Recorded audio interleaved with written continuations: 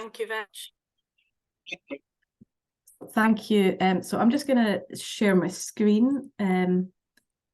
So hopefully you can all see that. If there's any problems, please let me know. So I'm Mel Oakley, and I'm the collections curator at Verdant Works. So I'm going to have a chat today about a project that I've been working on, which is saving skills, particularly within industrial sector, for the future of the heritage and our heritage objects. Like Samine says, this has been a topic that's relied a lot with and very heavily with elderly volunteers and old members of staff. And so I do talk about the death and ill health of volunteers and staff in my presentation. Like we just said, turn off your camera if need be, do what's necessary for you if it gets a wee bit too heavy. If you have any chat questions, then fire them into the chat as we go and we can discuss them at the end.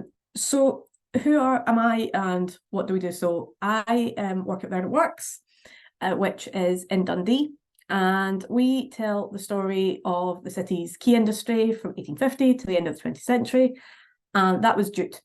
For those of you who don't know what jute is, it's a plant grown in India and manufactured into a really wide range of products. Is known mainly for sacking and rope. We all probably recognise it as the Tesco jute bag. Talk about is the story of the industry, how it shaped the city through, the work, the buildings, the people, its place in the world. And one of the things that we have is we have a really large gallery which shows the process jute took in the city. So that's arriving as a bale at the docks, moving through 12 different processes to a finished woven product. And we do that with 12 pieces of working machinery. So each of these shows a different stage of that process. And the idea of this really big gallery came about in the late 1990s when many former jute workers were in the city. It was still really within people's memory, and a lot of former jute workers volunteered in the museum, and they were able to demonstrate the machines whilst sharing their stories. So the visitor really got a lot more than just seeing a large piece of engineering. It's about the connection between a person and an object, process, a working culture. And personally, I believe that it was the jute industry that gave Dundee and Dundonians its reputation as a group of people who are not afraid to work hard, to play hard and look after their community. I think that's something that anybody that's in a town or city that's got a strong industry associates with. It's quite synonymous. And these machines sort of help communicate that because it shows what people did in working life. The machines are really noisy, so through operating them, people can hear the noise. And there's an argument that the Dundonian accent came from having to shout over these machines. So being able to operate them is so important, not just to be able to see a physical thing, but to really understand it. And so that's a really important part of what these objects are. And so since they're so much more than just 12 very large pieces of metal, preserving them is more than just preserving the metal. It's preserving the knowledge of how to use them, what job they did, how they were used.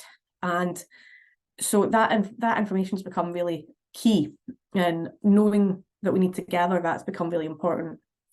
So prior to 2019, these objects were just looked after by our maintenance officer, but in 2019 it was decided it would shift to being looked after by myself.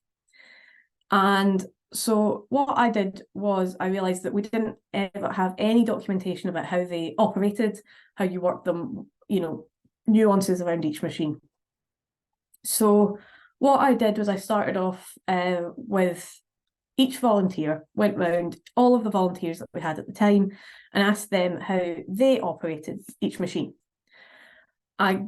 Once I sort of gathered all of that information, I brought it all together and figured out, well, everybody presses this button, everybody presses that button.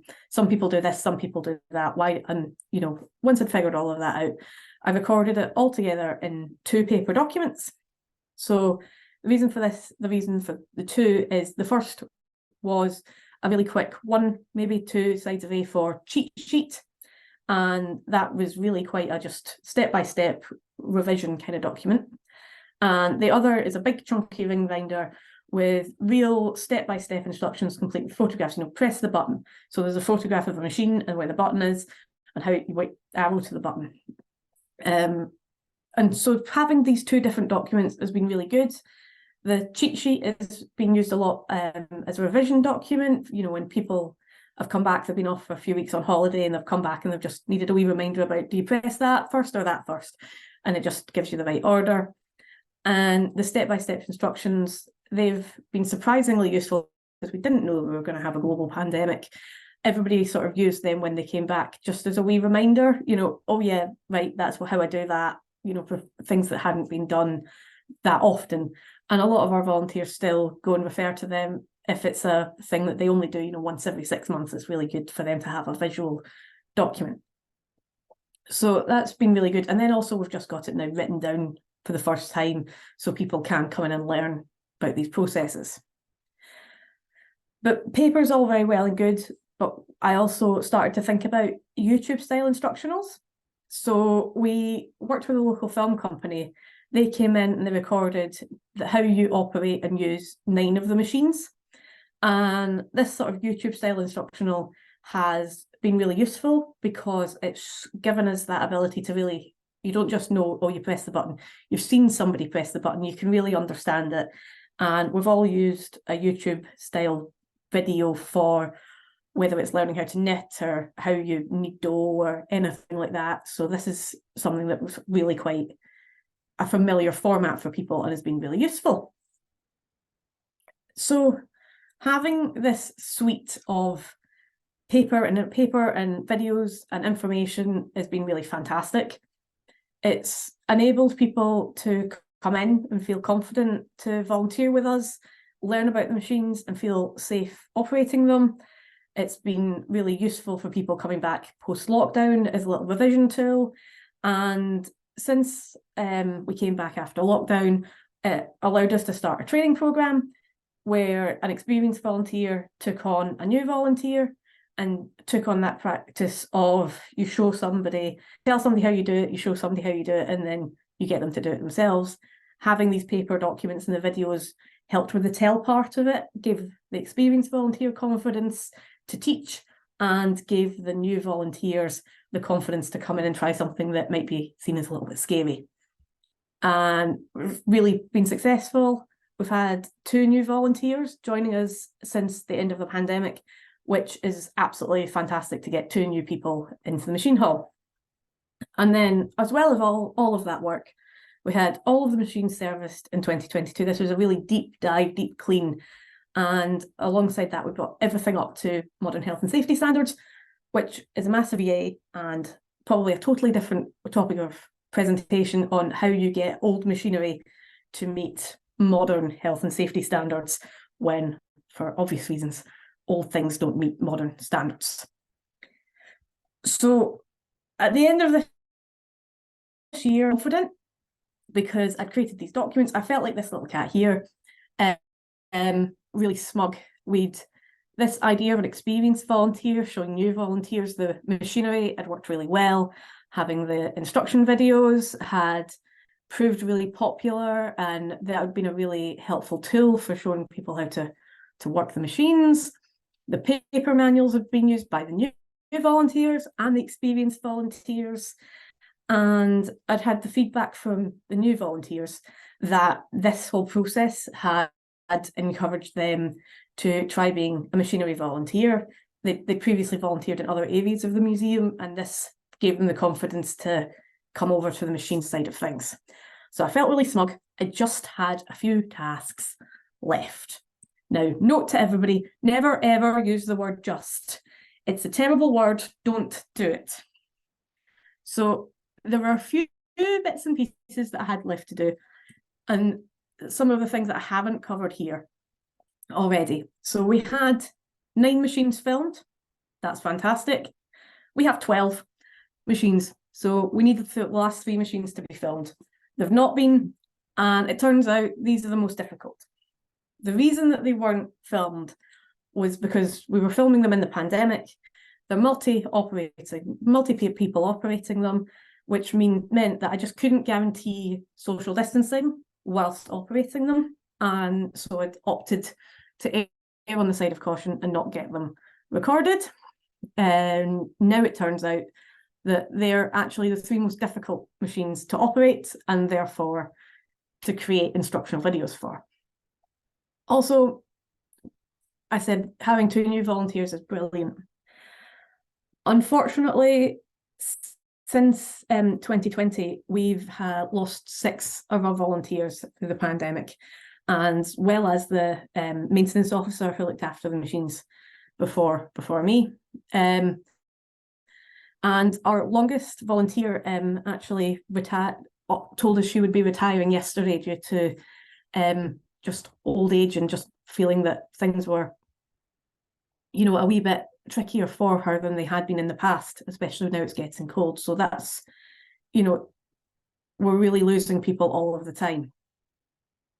And then, as well as this, none of what I've done already is looked at the maintenance of the machines, only how you operate and demonstrate them. And I think one of the things is that I've realised is you can't just operate something, you also have to repair it and maintain it. So this has been a really cool part of this, or an important part of this. And so all of that brings us to the topic of my presentation, which is, am I too late? And I've been working on these last three little bits that were just going to take a moment, never say just, for 9.5 months now. And I feel that the answer is yes. I'm in about the same position as I was in January. And so why is that? Why is 9 months worth of hard work not resulted in any progress? So for the recording of the last few machines, 2 of our carding frames, you can see them in these images here, they're big machines. And they are parts 2 and 3 of the process. So the best way to operate working machinery is you want to use it as you would have. So to help with pressure points and things like that, you want to run the fabric that was going through it. So we want to put jute through it. So we need carded jute. These are 2 machines. They take up part 2 and 3 of the 12-part process, which means parts 4 to 12 need carded jute. And like I say, it turns out these are the most difficult to run. They take at least 3 people to run them. And so we don't just want to preserve how the actual pieces of metal and the machines and the cogs, but we want to preserve the knowledge of how to use these and how to run jute through them so that we can have jute to run on the later machines. So I had a plan for this. We were going to prepare the jute to run them through the machines. We're going to do this a little after Easter. We had a volunteer on site with us. They'd run the machines before. They really understood these machines. They knew what to do. And they were going to work with me to show me the process, how to prepare the jute, and how to put it through the machines. Due to one thing and the other, we decided we'd do this a little after Easter. But then, very sadly, in spring, he passed away. And whilst he was of retirement age, this came as quite a shock to the organisation. We lost a member of the team and a friend. And as well as that, with his passing, the organisation lost a lot of knowledge about these machines. How to operate them and put jute through them has gone. And so we've taken a bit of a trial and error approach. We'll see what we can do with those of us that have never worked the machine before. We've never seen it running, but we'll do what we can. And in that, you start to realise how much silly information is lost, how much things that you didn't even think to ask. So I'd been told you put a solution of mineral oil and water onto the jute, And then you just leave it for a couple of days and then just throw the jute onto the front of the machine and it'll come out the back. And then when I came to make the solution, I realised there's quite a lot of mineral oil out there. Don't know what the right type of mineral oil is. How much of mineral oil to water? What's the ratios? When you said a couple of days, is that 2 days? Is that 3 days? Does that day matter? What end of the jute do you put on the machine? Do any of these questions actually matter? You know, is the reason that it's not worked to do with any of that, or is it to do something completely different that we hadn't even thought of, that somebody who really knows something doesn't even think to tell you, because it might not be a thing until it needs to be a thing. So all of that information was lost, and only now do I know what I didn't know. So we're just taking this trial and error approach to see how these machines work. And with that, I'm also trying to see if there's anybody else out there that could help. So I've tried approaching businesses that run, you know, create historic textiles, seeing if there's any other textile museums out there who could help, or any freelancers. And so far for businesses, I haven't got past the basic inquiry form. You know, nobody's come back and spoken to me about it. I've not even got a, you know, thank you for your email response. Of the textile museums, I've not managed to find anyone within a 6-hour drive that would be able to help. And then for freelancers, I've managed to find one person who'd be capable of helping, but he is fully booked until he's going to retire. And when I asked him if he could recommend anybody, he said everybody I'd recommend has already passed away, love. So that is a piece of information that has been lost to time. And it's this loss of expertise that really worries me. A lot of our machinery, if we have an object in a museum, we've got it because it's special. That means that there probably aren't a dime a dozen out there. That means that there probably aren't a dime a dozen worth of people that can fix them. And a real case of that is with our loom. You know, so I really feel like I've cracked the information on how to preserve stuff with the papers and the paper documents and the videos. But you do need to know what you're trying to preserve, and you do need to have somebody you can gather the information from and help you to preserve it. So as you can see in these images here, this is our loom. This is sort of the second last process. This is where, you know, the actual woven cloth comes together. And our loom needed a little bit more work than we thought it would, than our other machines, as part of our mega servicing and updating the health and safety features. And so since that mega servicing was done at the end of the pandemic, the loom hasn't really been run since we closed for lockdown in March of 2020. And so when it was, you know, the repairs had been done, we'd done the health and safety stuff, we'd got it all back up and running, and we got ready to start. And it started to have what's called a smash, which is where all of the threads break and you have to retie all the threads. There's 200 threads, so I'm sure you can imagine that's really annoying. And it felt like, oh, this will be a really easy tweak. It'll just be like moving that or moving that. And never use the word just.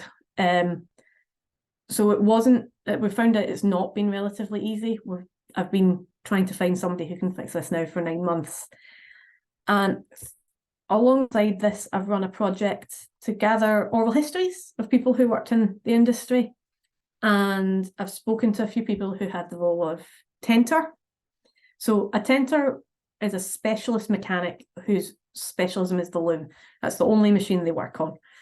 And that's my first clue. This specialist machine needs a specialist mechanic. And then on speaking with each of these tenters, I was speaking about, well, what training did you do? How long was it before you were left to work on a loom by yourself? And they had a several years on the job apprenticeship, followed by several years at the Dundee Technical College. Nowadays, we'd probably call it a master's degree.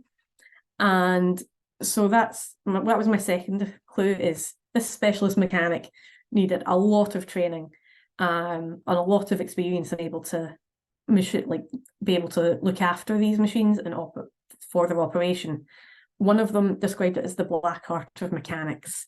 which I thought was a really nice sentence, and it'll look great on an interpretation panel, but perhaps isn't so useful when you're trying to make a machine actually work.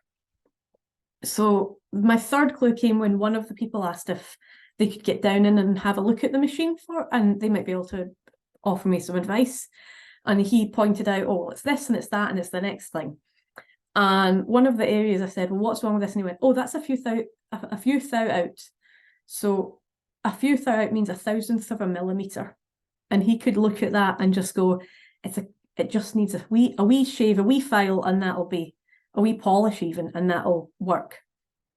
And so that's like my third clue is that somebody who has the knowledge, they really know it and can look at it and feel it and just know that, oh, that just needs a minor file there to make that work. And really sadly, he's not somebody who can help us. He's suffering really, really ill health. So whilst he has the knowledge and he can look at something and say, that just needs a wee bit of a file, he's not able to do the work. And because it's so specialist, it's not a piece of information he can pass on to somebody who is. So getting our loom back up and operational, so it can be demonstrated for the visitors. It's one of our sort of fabulous objects because it shows the final process. You know, this is where the cloth is made. And right now we're not able to demonstrate that for the public. So getting it up and running, it turns out that's not going to be an easy task. And then the thing that I was going to work on this year, going to be really easy, going to be most of my year, is about maintenance of the machines and getting that information preserved. In Scotland, we're really, really lucky. In terms of industrial heritage, we've had Jim, who worked on industrial heritage conservation. Jim's been trying to retire now for, I think, as long as I've known him, and I don't think he ever intends to retire, but he's managed to pass on the mantle of heritage engineering and is doing that tell, show, do, and passing that along. So there is a company that undertake maintenance and repair, and so they can come and work on our machines. The only downside is there's just one, and every industrial museum in Scotland hires them. So that means that we do have to fit in amongst everyone else. But we talked to the heritage engineer, and we planned to repeat the process that we'd done for demonstrating with the maintenance of these machines. They were going to help create our paper guides for things like lubrication and easy cleaning and simple repairs, you know, how to change a bearing, that kind of thing. And they were going to put that together and then develop a training session for our volunteers and having a one-on-one day with one of our experienced volunteers who'd done maintenance in the past. And they'd done that with the maintenance officer who really understood the machines. And they were going to start as being this experienced volunteer who would then get the program started, and they would teach new volunteers, and we'd have this rolling program. This felt like a great plan. It just had two risks, never say just. It rested on one heritage engineer and one volunteer. And so, because there's only one heritage engineer, unfortunately, they weren't too well in January. And they're not just working for us, they work for everyone. So they became really fully booked. And also they were having a lot of fun trying to figure out why our loom kept smashing. And so we chose to put the maintenance work on a bit of a back burner, perhaps till the summer. And then sadly, the volunteer who could act as our experienced volunteer, they passed away. And so this idea, this program that I'd planned, we're not going to be able to develop it with this experienced volunteer rolling, you know, getting a rolling program out and getting new volunteers and up to experience. And so I'm going to just have to take a different approach to find out how we can save the skills for maintaining these machines. And the one thing that I've realised is that these skills are being gently lost to time. They're being gently lost to time in front of us, and I'm only really just noticing it. And it's happening very, very fast. Even in writing this presentation, you know, I had to go back and change it to one of our fabulous volunteers is hoping to retire in 4 years to retired yesterday. But I don't want to end on a negative point. So I thought, if I was talking to somebody who's at the beginning of the process, or if I was talking to myself, if I could go back and talk to 2019 me, what would I say? The first thing I'd say is don't put it off. It's a huge task and it's really easy to be paralyzed by it. And it feels like you might have a bit more time, and it's not as important as the exhibition that's due up tomorrow and the grant application that's due next week, and you've just got 4 inquiries come in, and it just feels like it could maybe be done tomorrow. But don't put it off and try not to be paralyzed by the scale of it. Just do what you can, even if it's the thought of, right, I'm just going to put in my diary that I'm going to work on this on Friday. If that's all you do today is find the time, then that's fantastic. You've done something. Next thing, document as you go. We live in the 21st century, so we have access to amazing things like the smartphone. Smartphone is amazing, as is pen and paper. Whenever I'm walking through the machine hall, I make sure that I've got both on me. It's so easy if someone just says, can I just show you something? You know, when you press this, you also want to press that, and just making a little video of it and making a little note. Just document as much as you can and file it somewhere useful.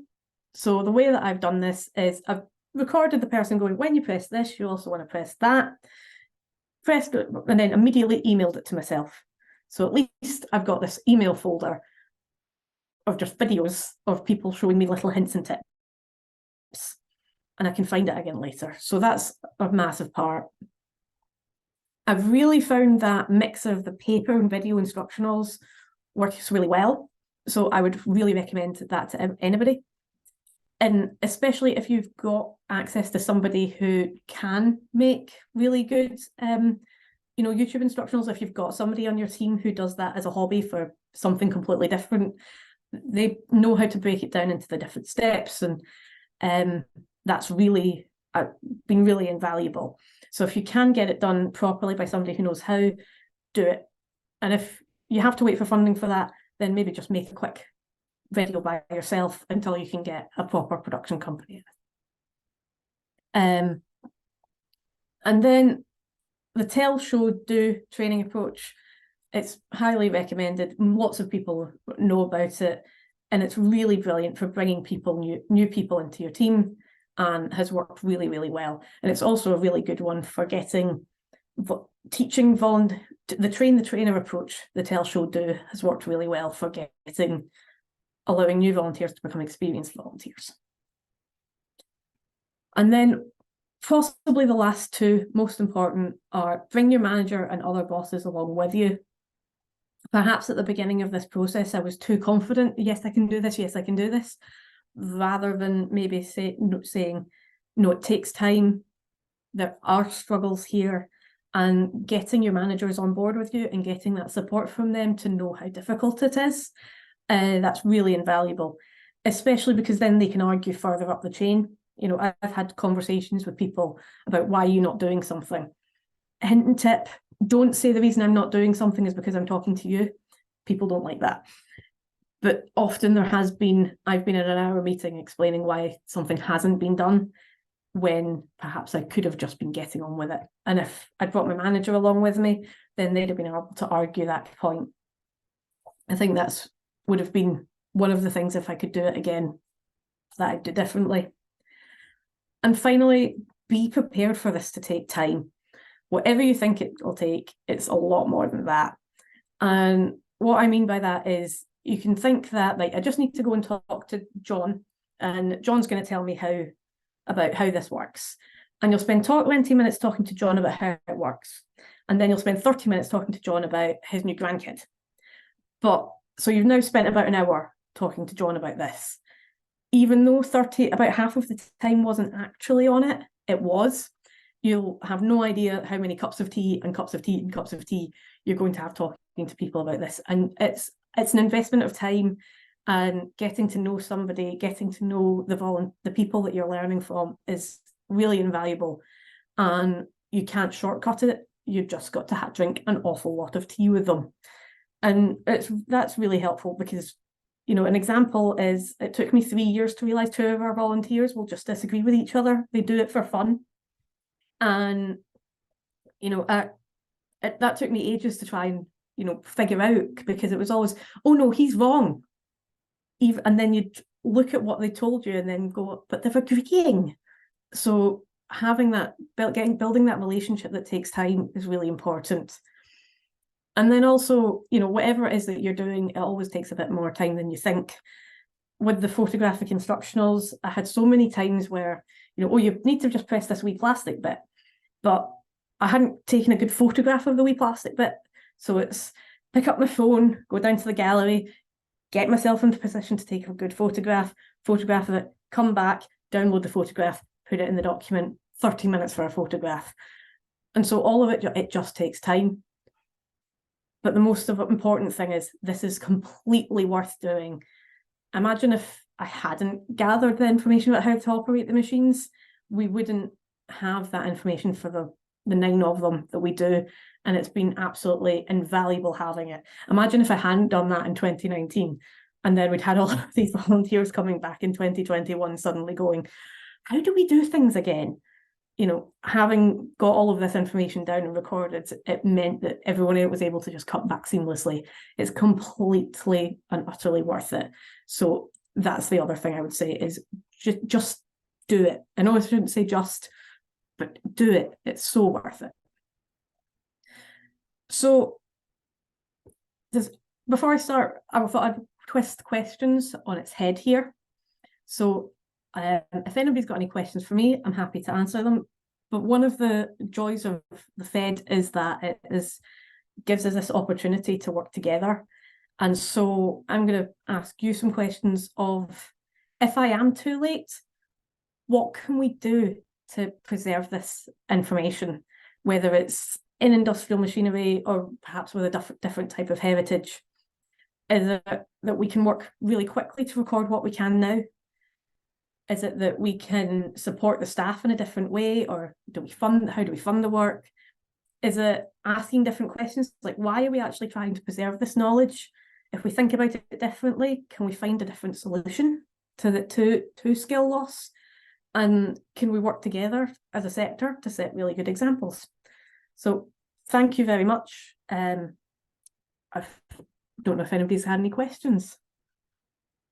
I'll stop sharing my screen.